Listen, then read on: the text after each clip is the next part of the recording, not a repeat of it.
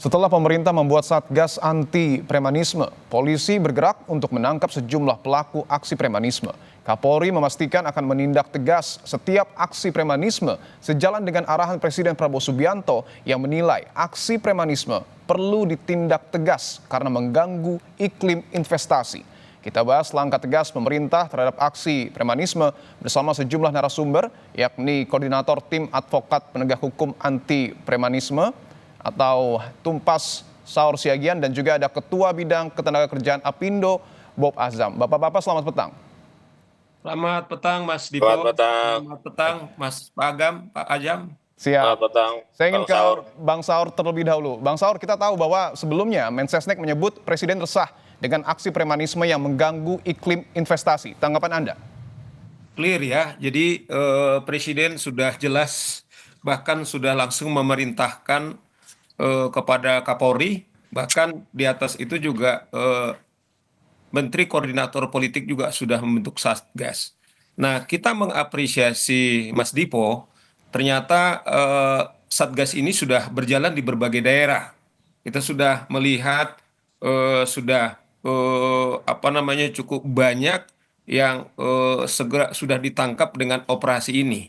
Ini saya kira bentuk keseriusan dan komitmen pemerintah bahwa kalau tidak lagi ini segera dituntaskan, seperti tadi pengalaman dari teman-teman dari Kadin, akan sangat mengganggu investasi kita. Nah, Mas Dipo, kita melihat sekarang ini sebagian besar investor yang mau datang ke Indonesia agak berpikir, bahkan mereka lari ke tetangga kita. Contoh misalnya Vietnam, saking banyaknya investasi masuk ke sana, pengangguran di sana hanya 2%, sementara kita itu hampir 40%. Nah, ini saya kira sebagai wujud komitmen pemerintah akan betul-betul menyikat para premanisme yang merusak bukan saja kenyamanan kita semua warga negara, bahkan perekonomian kita atau investor yang datang ke Indonesia. Itu komentar saya, Mas Dipo. Saya ingin ketegasannya, artinya Bang Saur. Artinya dengan melihat Satgas Penanganan Premanisme yang sudah dibentuk oleh pemerintah, ini akan mampu menghilangkan praktik premanisme berkedok ormas? Saya kira kita cukup optimis ya Mas Dipo, karena memang mereka ini kan contoh-contoh beberapa ormas yang sebelumnya sudah mencoba mengancam kepala daerah dengan menurunkan ratusan ribu atau bahkan orang-orangnya. Kalau mereka sudah menurunkan, mereka yakin bahwa tidak mampu pemerintah mengontrol. Artinya, kalau ini nggak ditindak tegas, mereka itu sudah melampaui dari kekuatan pemerintah, bahkan mereka merasa bahwa hukum tidak akan pernah menjangkau mereka. Contoh yang berikutnya misalnya yang konkret Mas Dipo, peristiwa katakanlah penganiayaan polisi di Depok ketika mereka melakukan penegakan hukum, menangkap orang yang diduga melakukan tindak pidana, mereka dikejar, dikeroyok, bahkan demi penyelamatan polisi, 3 mobil mereka tertinggal itu dibakar. Nah, padahal mereka tahu itu adalah aparat penegak hukum. Artinya adalah mereka sudah merasa lebih kuat daripada aparat penegak hukum. Nah, kalau ini tidak disikat, ini berbahaya. Baik, siap. Terima kasih Bang Saur. Saya ingin ke Pak Bob. Pak Bob, mungkin bisa dijelaskan laporan apa yang kemudian sudah diterima Apindo, praktik premanisme seperti apa yang secara konkret mengganggu iklim investasi? Sebenarnya gangguan preman ini sudah lama ya dialami oleh para pelaku usaha, kemudian juga masyarakat umum ya. Bukan rahasia umum lagi kalau membangun rumah di daerah Cikarang dulu ya. Itu kalau kita memasukkan bahan bangunan itu pasti ada ngikutin dan minta uang gitu. Iya.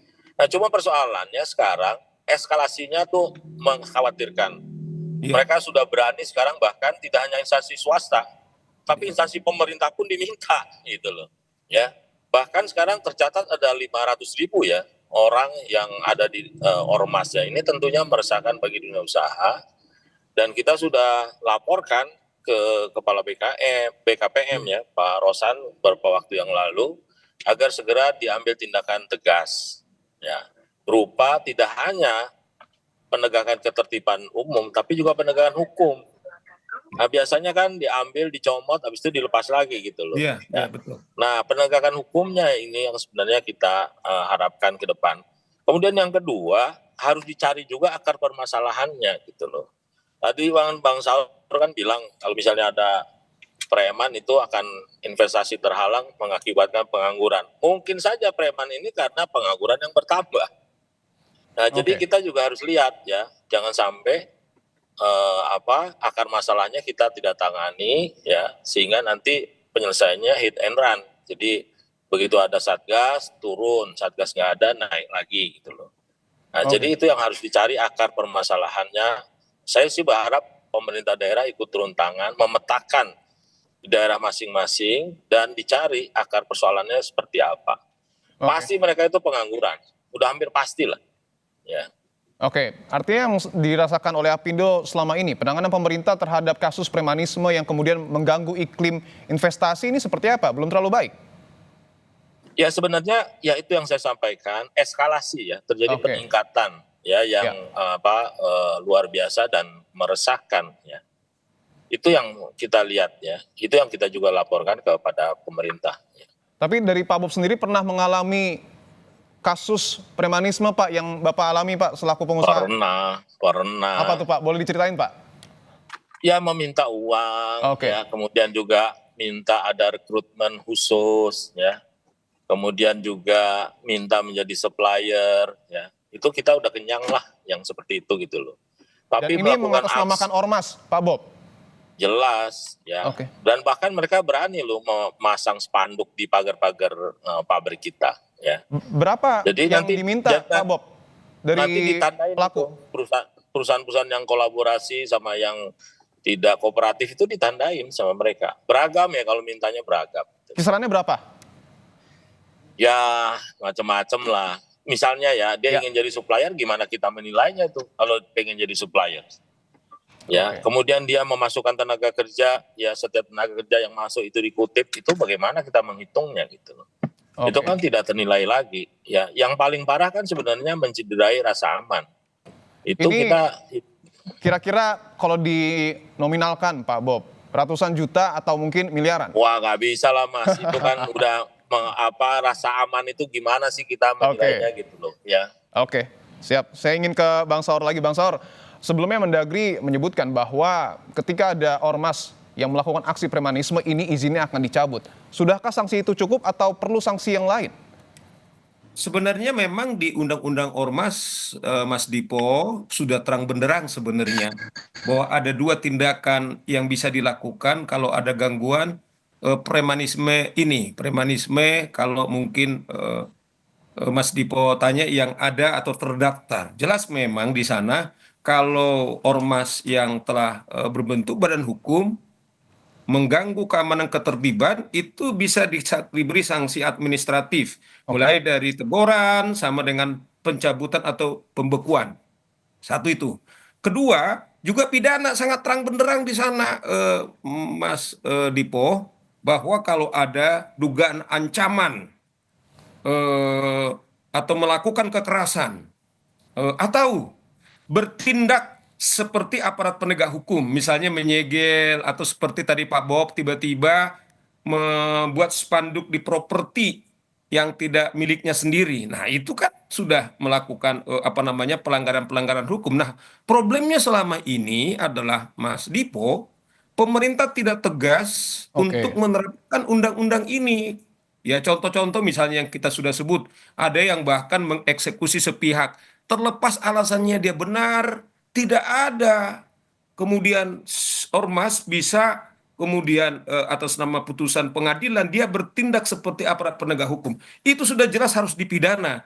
Nah, masalahnya seperti bilang Pak Bob, teman-teman Apindo sudah puluhan tahun merasakan itu, tapi negara tidak hadir. Nah, karena eskalasinya makin serius, bahkan mereka mendemonstrasikan lebih kuat. Misalnya ada beberapa ormas menunjukkan senjata secara terbuka. Katakanlah proses misalnya ada beberapa di daerah, dia mengeluarkan senjata, kemudian di depan aparat penegak hukum, tapi tidak ada segera penangkap atau upaya-upaya represif dari penegak hukum. Sehingga mereka semakin menjadi-jadi, bahkan menjadi teror di berbagai, katakanlah pabrik, ya seperti tadi Pak Bob. Ada misalnya atau barang-barang bekas, kalau tidak kepada mereka di tender, tidak boleh ikut orang lain.